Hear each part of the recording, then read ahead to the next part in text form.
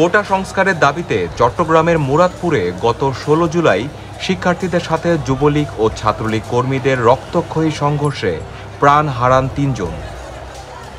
ঘণ্টাব্যাপী সংঘর্ষে সেদিন অস্ত্র হাতে নেতৃত্ব দিয়েছিলেন চট্টগ্রামের আওয়ামী লীগ নেতা হেলাল আকবর চৌধুরী বাবর।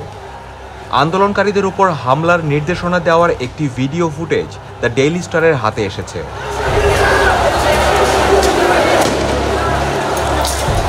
বাবরের নির্দেশনা পেয়ে সেদিন শটগান ও অন্যান্য অস্ত্র হাতে গুলি ছুড়তে শুরু করেন অন্তত ৫ জন। সেই ফুটেজে বাবরের সঙ্গে নগর ছাত্রলীগের সাবেক সাধারণ সম্পাদক নুরুল আজিম রনিকেও দেখা যায়। গত ৫ আগস্ট আওয়ামী লীগ সরকারের পতনের পরে সদল বলে গা ঢাকা দিয়েছেন বাবর।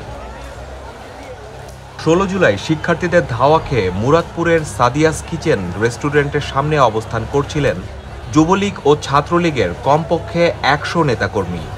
সেখান থেকে পাথর ছুটছিলেন তারা। পরে পেছন থেকে আরও নেতাকর্মী নিয়ে যোগ দেন বাবর।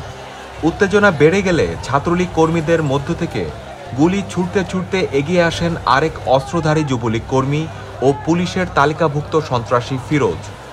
তারপরে গুলি ছুটতে ছুটতে আসেন দেলোয়ার।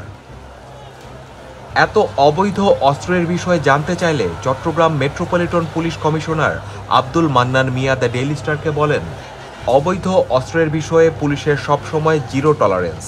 যার নামই আসুক না কেন, প্রমাণ থাকলে তাকে ছাড় দেওয়ার কোনো সুযোগ নেই।